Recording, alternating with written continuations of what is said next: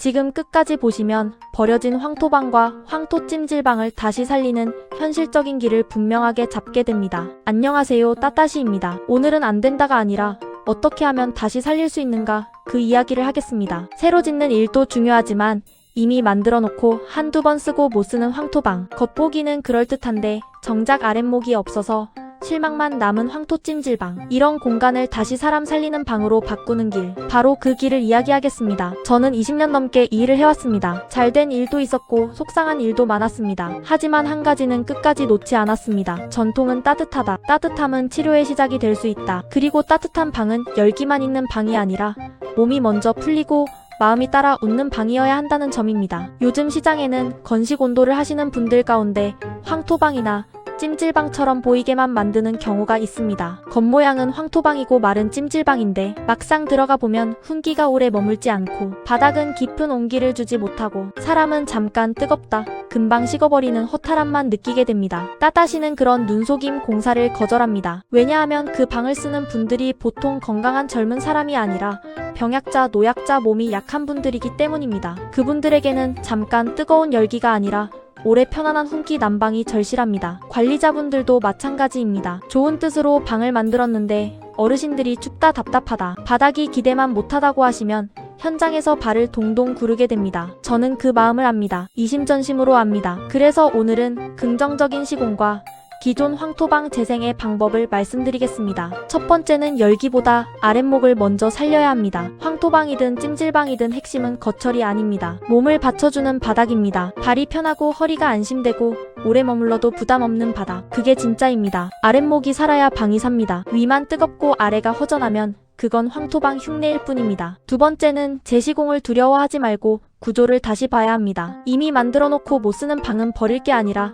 진단부터 해야 합니다. 왜 못 쓰는지, 예열이 느린지, 열이 금방 빠지는지, 바닥이 균일하지 않은지, 단열이 약한지, 관리 방식이 안 맞는지, 이걸 정확히 봐야 다시 살릴 수 있습니다. 많은 분들이 싸게 했으니 그냥 참고 쓰자 하다가 결국 방치합니다. 그게 제일 아깝습니다. 기회가 된다면 완전히 다시 시공하는 것이 오히려 지름길일 수 있습니다. 세 번째는 가정집 힐링방에 맞는 기준을 따로 세워야 합니다. 가정집은 영업장이 아니니 잠깐 센 열보다 매일 편안한 온기가 중요합니다. 체온이 쉽게 떨어지는 분, 냉증과 수족 냉증이 있는 분, 몸이 약해 밤잠이 얕은 분들에게는 과한 열보다 고른 온기가 먼저입니다. 힐링방은 이름만 힐링방이 아니라 실제로 쉬어지는 방이어야 합니다. 누워있으면 마음이 놓이고 앉아있으면 등이 풀리고 잠들면 아침이 덜 버거운 방, 그런 방을 만들어야 브랜드도 삽니다. 여기서부터가 진짜 핵심입니다.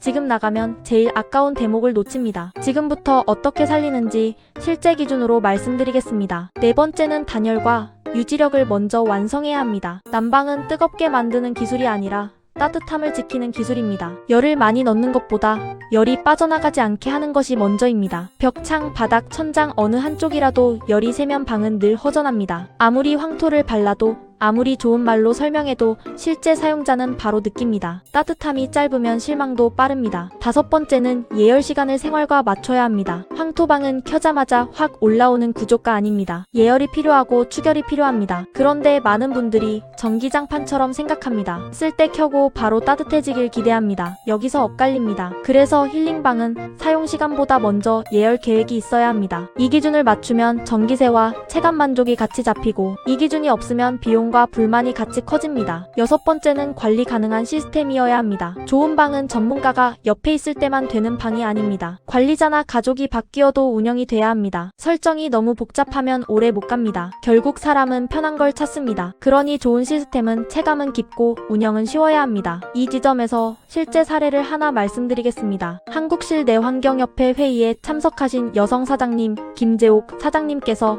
하소연을 하셨습니다. 황토 찜질방을 만들어 놓고 한두 번 사용하시고 그냥 못 쓰게 되었다는 이야기였습니다. 듣는 내내 마음이 무거웠습니다. 좋은 뜻으로 만들었는데 결과가 불평과 방치라면 이건 누구에게도 좋은 일이 아니기 때문입니다. 사실 이런 사례가 한두 건이 아닙니다. 저가 시공 광고와 홍보에 혹하고 얼떨결에 시공하고 막상 써보니 기대와 다르고 결국 문만 닫아두는 방, 그런 방들이 의외로 많습니다. 저는 이런 분들께 말씀드리고 싶습니다. 포기하지 마십시오. 못 쓰는 황토방도 재생의 길이 있습니다. 유사 온돌로 만들어져 실망만 준 공간도 다시 아랫목을 살리면 사람을 살리는 방이 될 수 있습니다. 다만 조건이 있습니다. 제대로 해야 합니다. 싸게 흉내내는 방식이 아니라 기준을 세우고 구조를 보고 열의 흐름을 다시 잡고 관리와 수익까지 함께 가야 합니다. 저희 따따시는 해결책도 있고 노하우도 있고 시스템도 가능합니다. 하지만 지금 시장은 말도 안 되는 저가 경쟁이 너무 많습니다. 원가도 안 되는 가격으로 말만 번드르르하게 만들어 놓고 결과는 사용자의 실망으로 남는 일이 반복됩니다. 그래서 저희는 아예 영업을 멈춘 적도 있습니다. 못할 일을 억지로 받아서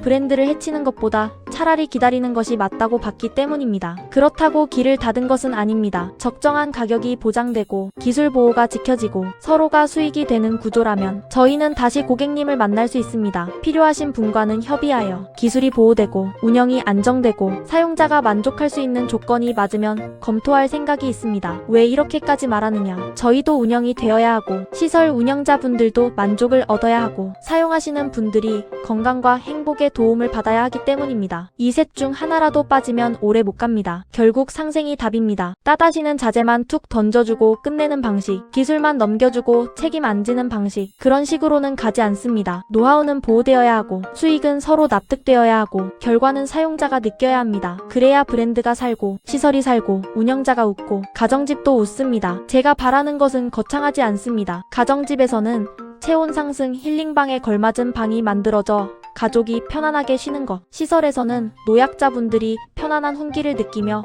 하루를 보내는 것, 그리고 관리자분들이 이제는 민원과 불안이 아니라 만족과 신뢰로 운영하시는 것입니다. 이게 따따시의 사업 이념이고 사명입니다. 비록 당장 큰 성과를 못 내고 어려움이 있어도 기본을 버리면 오래 못 갑니다. 저는 20년 넘게 일한 사람으로서 그 책임을 피하지 않겠습니다. 따따시로 건강과 행복을 찾고 함께 수익도 살아나는 길, 그 길이 있다면 저는 끝까지 찾겠습니다. 끝까지 보셨다면 댓글에 지금 방이 새 시공이 필요한지 재생 시공이 필요한지 한 줄로 남겨주세요. 공유로 못 쓰는 황토방 때문에 고민하는 분께 꼭 전해주시고 구독해두시면 다음 영상에서 가정집 힐링방과 기존 황토 찜질방 재생의 체크리스트를 더 구체적으로 풀어드리겠습니다. 그래서 어쩌라고요? 이제는 흉내 난방 말고 진짜 아랫목을 살리는 방을 만들자는 겁니다.